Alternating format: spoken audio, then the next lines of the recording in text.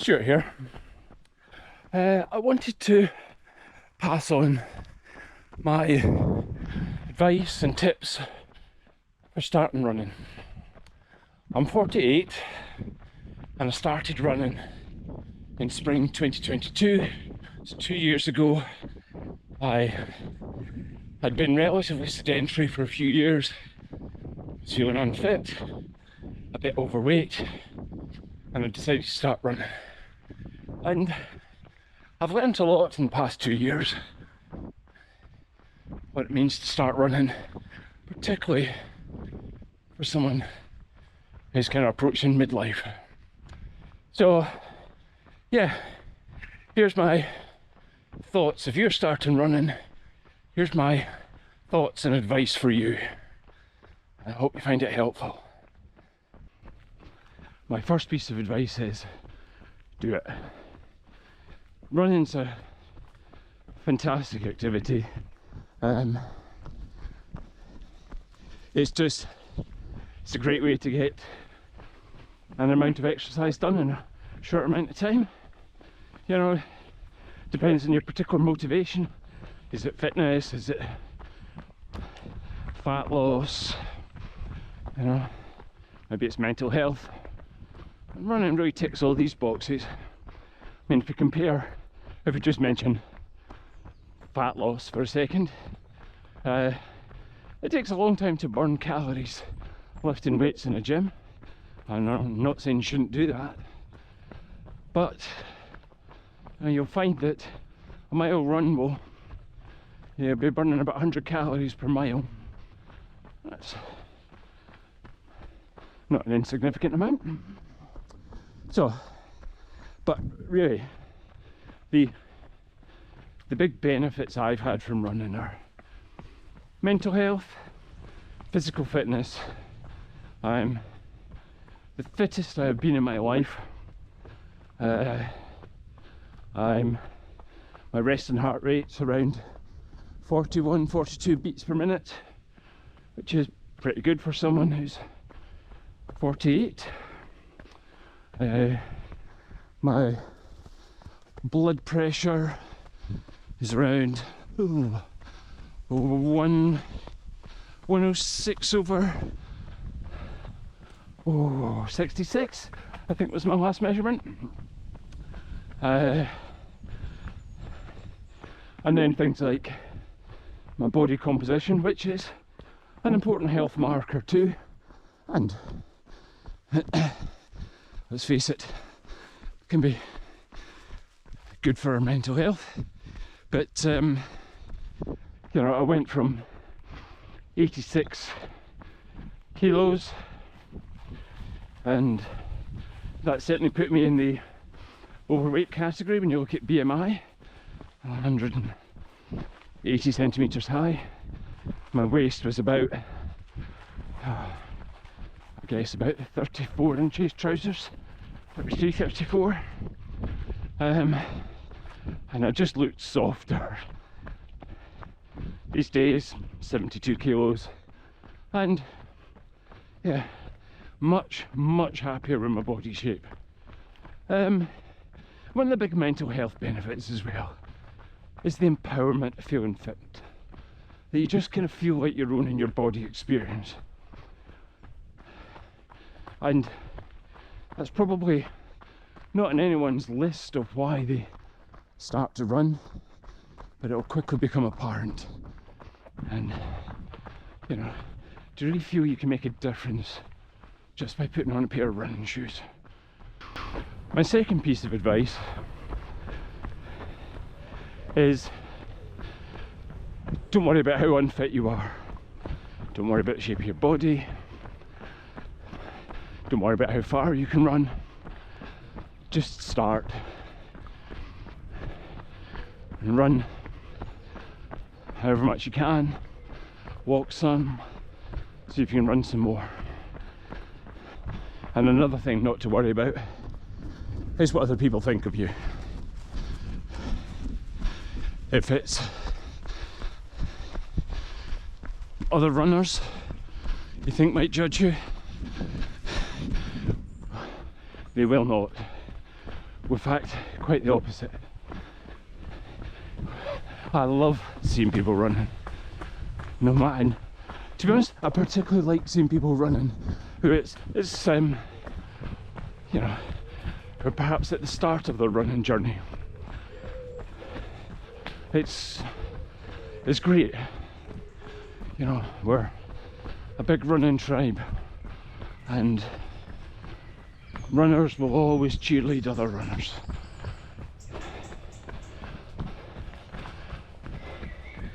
So, and don't worry about non-runners, because pretty soon you're going to be way fitter than them. You'll start to see difference in a matter of weeks. So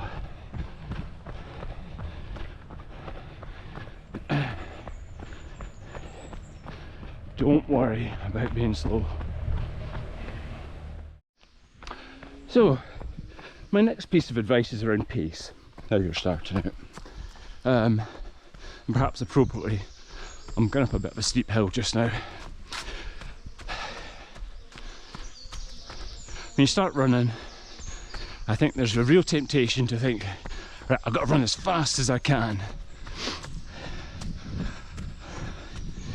Unfortunately, it's not the best way to approach it. However, it's going to be hard for you to regulate that at the start.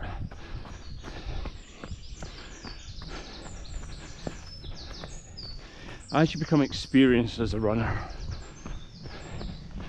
you get to learn that actually slower is better.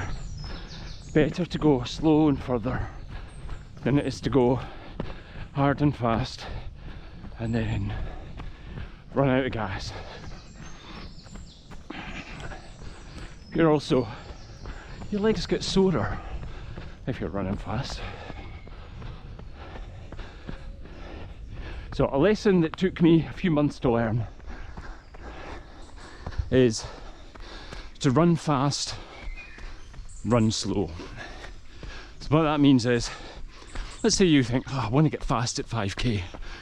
Best way to run fast at 5k is to run at a slower pace at 10k and just building up that aerobic capacity. So when you're starting out, don't worry about pace, but it's going to be hard for you to work out what is the right pace for you. A lot of when you're starting out is about finding out, you know, how your body responds to it. So don't worry too much. But how do you work out what's the right pace for you? Well, running can be very simple. You just need a fairly decent pair of shoes and off you go. However, I'd really advocate for one additional piece of kit, and that is some way to track your heart rate. Mine's is a Garmin Instinct Solar, does GPS tracking and various other things. However, there are much cheaper options available. You know, there are some Fitbits that are much cheaper than the Garmin. Oh, there are cheaper Garmins than this. But heart rate training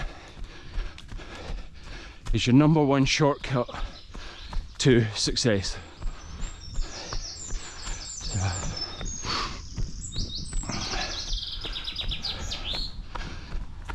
Also means tracking your runs a bit easier. I'm looking at things like calories burned and exertion. So what's the right heart rate? Well, there are lots of formulas. It's like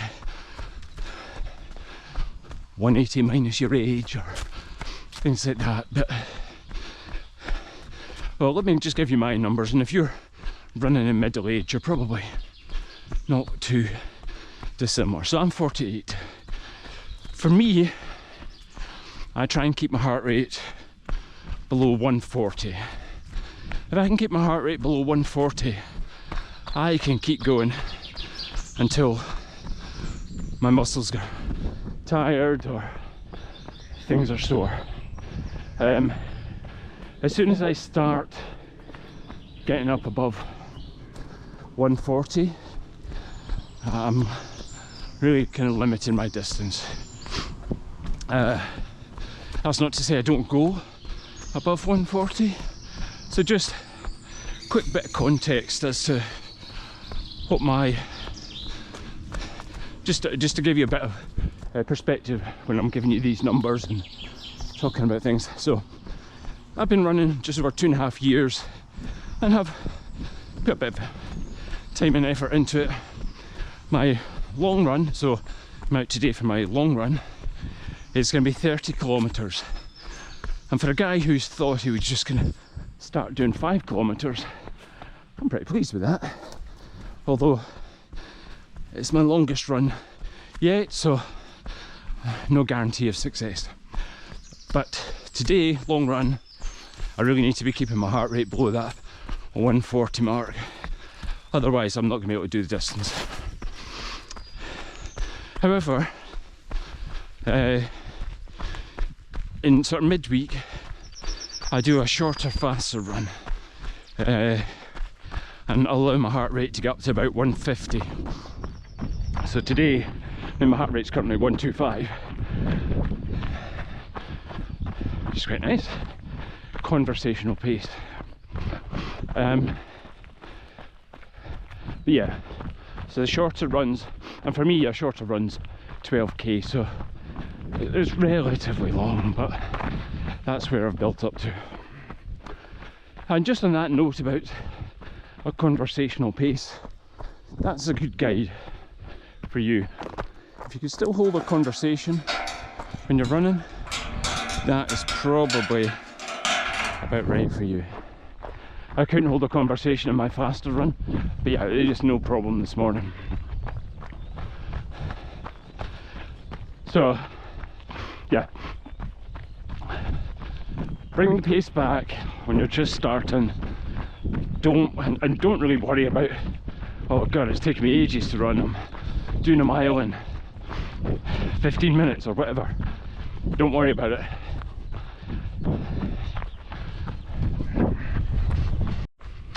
So my next piece of advice is around distance. How far should you run if you're just starting out? The obvious answer might be as far as you can. How far could you run and run back or walk back? And yeah, maybe that's what to do for the first couple of weeks. However, there's two things to think about. If you run too far, you will find it difficult to recover for your next run. And there's something to be said for being able to run. If you ran so far that you could only run once a week because your legs felt sore and you felt knackered, that is nowhere near as good as running a bit less and being able to run twice a week. So recovery takes longer. The longer you go out and the more unused you are to the distance. But worse than that, if you run too far and your body's not used to it, you're more likely to get injuries. So yeah, so how far should you run? I don't know, if I were starting from scratch, I'd say try with a mile. 800 metres out, 800 metres back. Don't worry if you've got to walk some of it. I think my first run was 2.2 kilometres, so that's about 1.5 miles. I was able to run it, but my heart rate was absolutely through the roof. And then the kind of next, the related point is about, well then, how do I run further? So there's a rule, and this is, there are not many rules in running, but this is one I would really encourage you to stick to, is do not build up more than 10% each week. So that could be 10% distance or time, doesn't really matter, but it's an excellent rule of thumb to say you're not building up too quickly. So if you're doing, let's say you do a kilometre, 1,000 metres, that's fine. It's 1,100 metres the week after. And then the week after that, it's 1,200. Then you can think of adding about 1.2 on, so, or sorry, 120 on. So that's 1,320. Etc. And really quite quickly you can build up to some pretty substantial mileage. Just don't be in a rush. Just 10% each week. The consistency is key, and you will get there.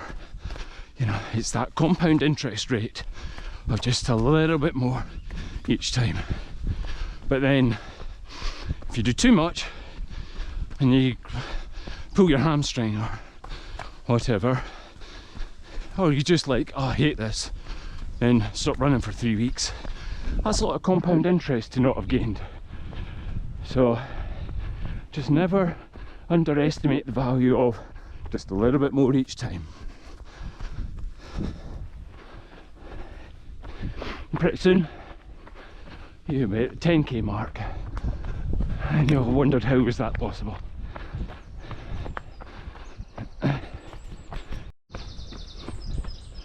So my next piece of advice is on what do you need to start running?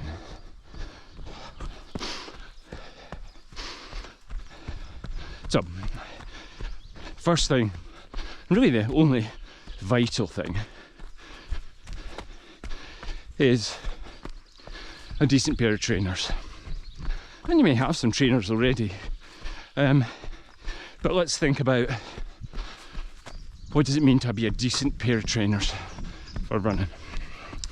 So first of all, kind of depends on where you're running. So as you can see, I'm currently on trails. However, I'm running on road shoes. Now they're not particularly technical road shoes, as in they're not a real super high performance. They're just a good daily driver. Personally, I run in Saucony rides. I've got a couple of pairs. This particular pair, slightly embarrassed to say, I've done a couple 1,000 kilometres in, which is a lot more than the manufacturer's recommended volume for a pair of shoes. They should probably be getting retired, but they've lasted really well. And virtually no wear in the sole. So anyway, so what does it mean for you though? Well, if you've got a pair of shoes just now, you need to be able to fit you snugly. Your foot really can't be moving about in your shoe too much. But there are things to think about, is what your feet do when you're running, how much support you need. I'm a relatively neutral runner, and what that means is my feet don't roll in or out a huge amount. They do roll in a bit, and it's causing me a bit of problems, but I'm relatively neutral. The best thing you can really do is go to a specialist running shop and get on a treadmill, and they will watch how you run and then give you some decent advice on that. So you really can't underestimate the benefit of good advice when it comes to footwear. That's the same with all technical footwear. But if you've got some trainers and you're just starting out, just go in those. This is not a professional opinion, just my opinion. I reckon within the first month, where you're getting used to it, as long as your trainers aren't terrible, your gait's probably going to change quite a bit in, you know, that first month of running. I don't know if you would personally get the right pair of shoes if you immediately went and did some gait analysis before you were a runner. I would get some initial adaptation in your body first, but that's just my opinion. It's just an element of, seems to make sense to me. So, good pair of shoes.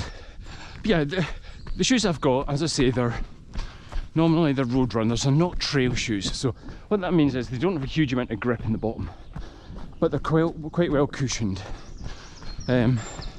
which I think probably a lot of new runners are looking for. And even though I'm 2 years a runner, I did visit a podiatrist and he said, yeah, stick with cushion shoes where possible. I do have an issue, and we'll talk about that in just a little bit. So I try and use these as much as possible, but I do have some trail shoes when the conditions are muddier, which they've got more grip and better on steeper terrain. And to be honest, I need to be spending more time in those shoes. But anyway, right, so shoes. Clothes. Well, it's not a personal preference, but maybe you don't know what running clothes are available. So I'm running in shorts. I spend most of my year running in shorts. I do have tights for when it is the winter. The shorts I have, I mean, this pair is the pair I'm wearing now.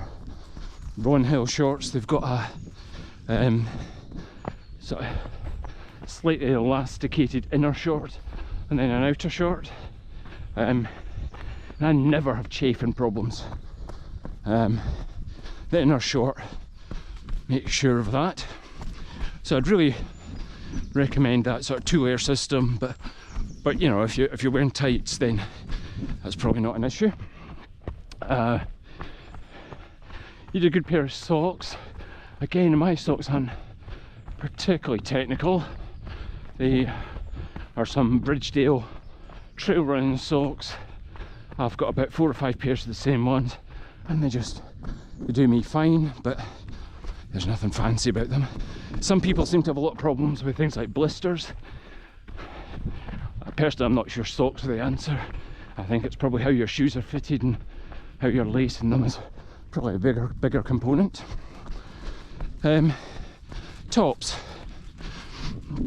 I mean, currently I'm wearing a lightweight top from Decathlon. It's their own brand. It is pretty cheap, but to be honest, it's one of my favourite tops to run in. It's comfy, it's light, it's just the right shape for me. So don't think you've got to spend a huge amount on running specific clothes. Other things, so I've already mentioned the watch. But how about hydration? So today I'm out running with a running vest on. This is a Montane Gecko VP5 Plus. However, that's a bit fancy if you're just starting out running. However, I'll be out for about 2.5 hours today, so hydration and fueling is a must, and I just find it a very comfy way to go. But you might be thinking, I need to take water out my runs. Well, I would suggest you maybe you consider whether it's necessary. I would say that you should be able to run for up to an hour and not really need water with you.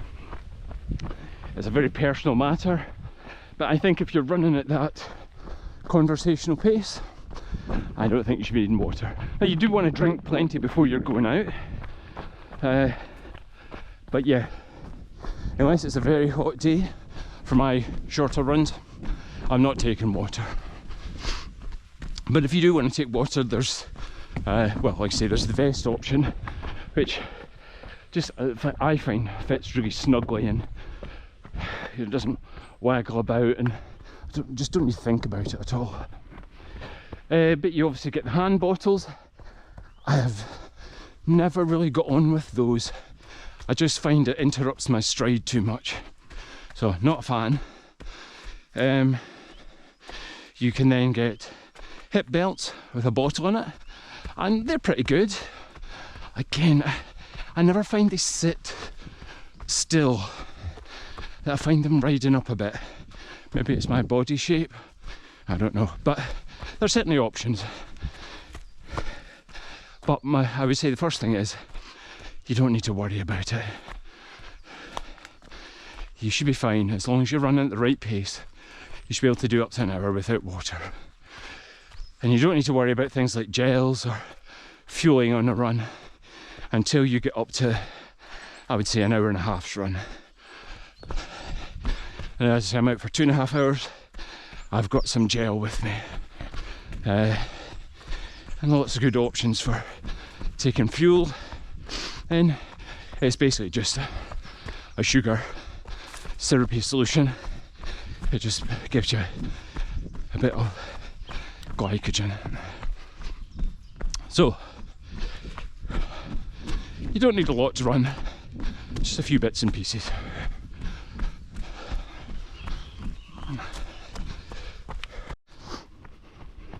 So I briefly mentioned fueling on runs here. Now, I don't think you need to be worrying about that to start with. But how about fueling before runs? Well, again, this is a very personal matter. But I don't really like eating before my runs. I prefer exercising in the mornings, getting up, doing my runs, but really before the rest of the day. I just like to get up, have some water and go. I don't like the feeling of having something in my stomach while I run. So, well, if you're new to this, you might be then thinking, well, don't I need the fuel? No, not really. Your bodies have great fuel stores, and if you're running at that conversational pace, what's happening is that about 70% of the energy you burn is coming straight from fat stores. So you don't need to worry about taking in loads of carbs.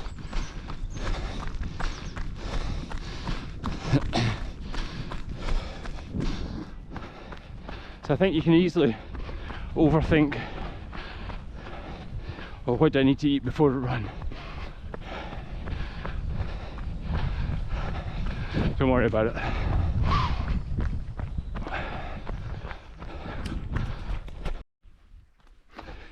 So, talked a bit about during run, before run, things like fueling, but what about after the run? So you can be feeling pretty tired, you've started running. What's important? Well, hydration, making sure that you're drinking plenty in the time after your run.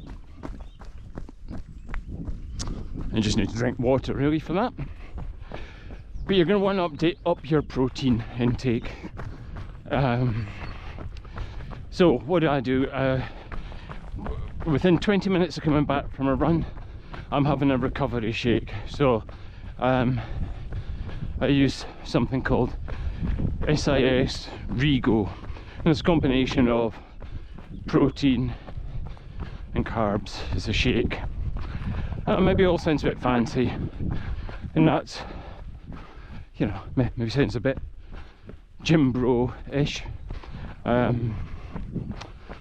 there's a lot of evidence that says that's the kind of best time for taking in protein is within the 20 minutes of the exercise.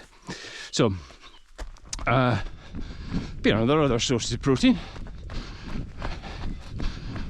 Can of tuna, chicken breast, and indeed there are plenty vegan sources of protein like pea protein and things like that. But in general, you're going to want to start upping your protein intake if you're running. You're wanting to be building muscle, and running, well, any exercise, will inevitably have a little bit of muscle breakdown. That's what's happening in the soreness, and you're going to want to recover that. So you're going to want to think about changing the sort of split of your diet to make sure you're getting enough protein. So, I mean, how much is enough? Well, for me, I try to get about 130, 140 grams of protein a day. And there's no way of knowing precisely what's right for you. Well, there's no easy way. There are ways to do it in a lab and looking at nitrogen balance and things like that, but there's no home foolproof method. But you're gonna want to up it. Most people do. And then as you get into running more and it becomes an important part of your life, you're probably going to want to change other parts of your diet too.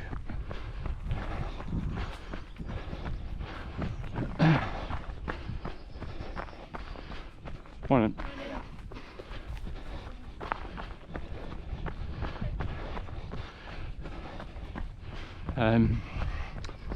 You know, maybe part of your motivation for running is some fat loss. That's certainly one of my motivations. And there's this virtuous circle of running helps you lose a bit of body fat. Losing body fat makes running a bit easier because it takes more energy and more exertion to move a larger body around. So yeah, there's a nice little feedback loop there. And you're going to do things to your diet that make that journey easier. So you're probably going to want to start controlling your calorie intake. And I think it's easier when you're running as well. I think it adds to the motivation. I use MyFitnessPal. I don't pay for the subscription version, I use the free version. It does me fine. So I would definitely recommend that.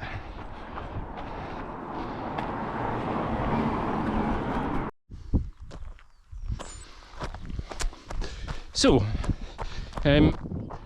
next sort of piece of advice or experience I want to share is around injuries. I just want to set some expectations if you're a new runner. If you're able to stick at it, there's a good chance that you might pick up some little niggles. You know, I think especially near the start when your body's just not used to it. Although in saying that, I'm 2 and a bit years in, and yeah, I've definitely got some issues which I'll talk about in a bit. So I think if you're starting running later in life, as I have done, I think this is a really important topic.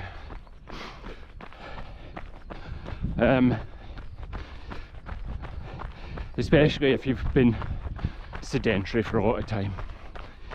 So really what happens when we're sedentary is that our muscles get quite out of shape, never mind our heart and lungs, and they get out of shape kind of asymmetrically. As you start running, you'll start to build your quads. They're probably the muscles that will build first and fastest when you're running. But you then might start to find you've got issues around other muscles. So if you've spent your life like me, sat in your behind in front of a computer, you're going to have problems with your glutes. As soon as you sit down, your bum muscles deactivate, not getting worked, and they get weak. So you might start developing imbalances, as I have done, which then cause problems with knees. So one of my big issues since I started running, I've got two issues really, is hip pain and knee pain. But you might think these are areas you might expect to hurt when running. Well, yes, and I think it's easy to think all the pounding's putting pressure. Well, the number one thing is not building up your mileage too quickly. So stick to that 10% rule at the very most. But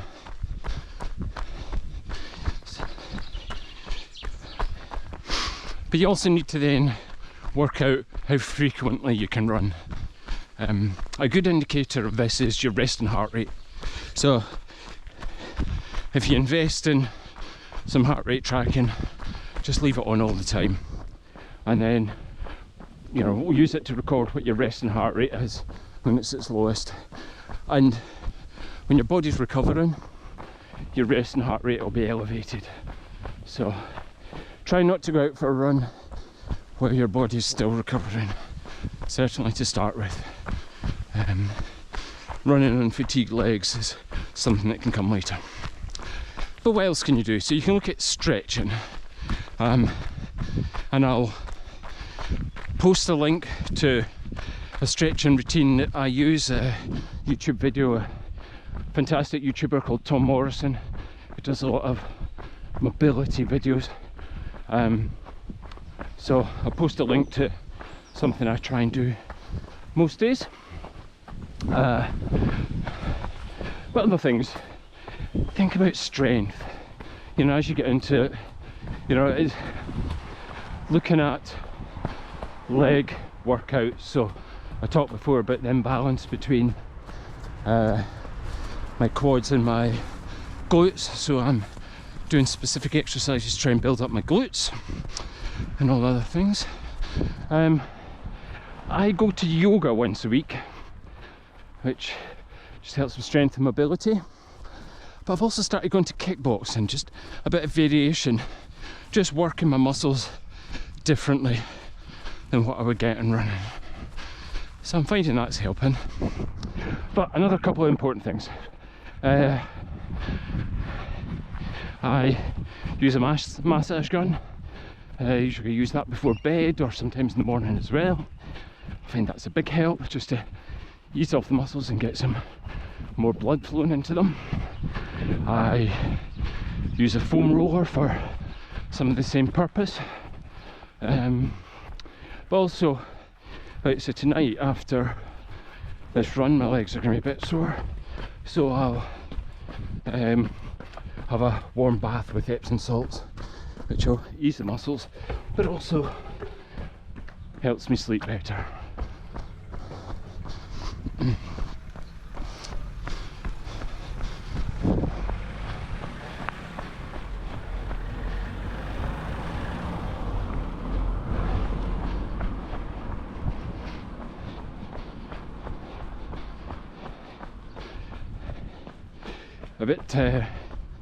Two things I've found to be particularly useful is I go to a sports massage therapist, Lindsay Moss. She's excellent, and if you've never had proper sports massage before, it's not just like a standard relaxing massage. No. So she has really been instrumental in helping me progress with my muscles. And then recently I went for a PT session to get specific guidance on strength and conditioning exercises and form, just to make sure that I'm doing them correctly. So I'd say that's worth investing in. But number one lesson is, don't ramp up too quickly. Listen to your body. That's the kind of overall message. Make sure you build in plenty of rest. Work on getting good sleep. Don't underestimate sleep quality. one final thought. Never underestimate the power of just showing up. I hope for myself and for you that running can be a pursuit we can enjoy for many years. And you need to think about progress, not in days, and actually not really even in weeks, but it is that month and month progression that you really should think about. You know, I've talked about the 10% increment and building up slowly. It's just that consistency, and it's amazing when you look back over, you know, a reasonable period of time, just how far you've come. So think about just taking your time. As I said at the start, enjoy the journey.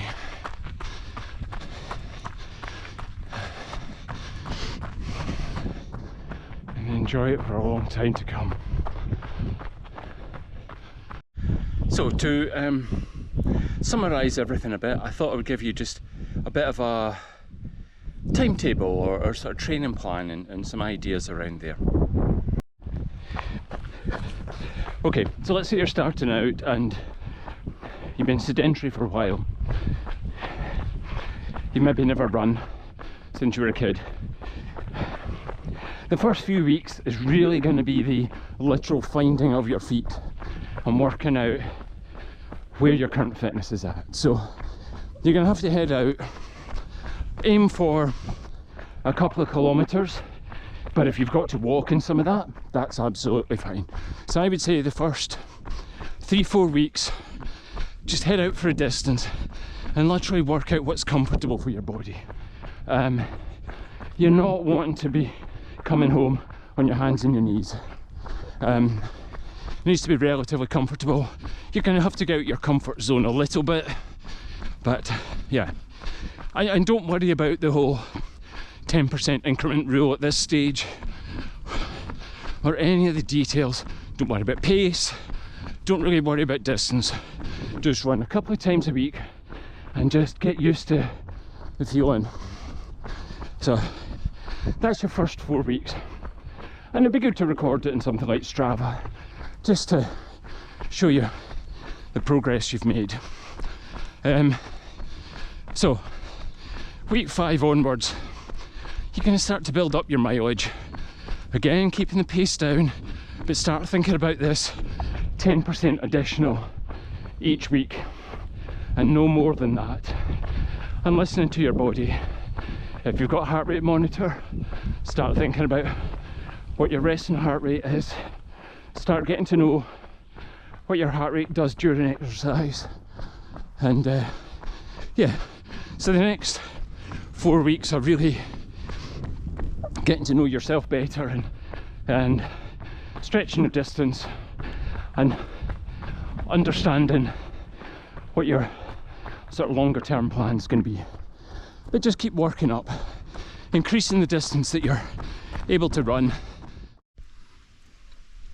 So you've done your first 8 weeks, and I would think you would be really starting to see a difference in your fitness in that time. So there's some good initial gains you should get just because your body's getting used to something new, and you should have some quick initial adaptation just through technique and you know, you perhaps had more fitness than you thought. It's just about getting used to new activity. But then after week 8, you know, you're very much in a rhythm. Just keep building on that 10%, and really start working in heart rate training zones. So thinking about, you know, really keeping your heart rate, well, for me it's below that 140 rate, that conversational pace. Just really put focus on that and try and build up the mileage at that. If you're running a couple of times a week, or if you're running 3 times a week, think about one of those ones allowing your heart rate to go up a little bit higher. But don't worry too much about that at this stage. Just really focus on building a strong aerobic base, and you might be starting to notice things like, oh well, I've got this continual niggle in this area that's maybe not, I'm always sore here, it's this knee or whatever. So now's the time to start to think about, well, what other exercises and what sort of remediation do you need to start taking so you can continue to run. So now's the time to start to get thoughtful about the overall package, I would say. Start getting better in your nutrition, and keep working on your sleep, and thinking about the whole you. And before you know it, you'll self-identify as a runner, and you'll be gutted when you can't get out for a run when you plan to, or it'll be the new you, and you'll love it. So okay, I hope some of this advice has been helpful. If I think of anything more, I'll pop it in the comments below. Right, take care and happy running.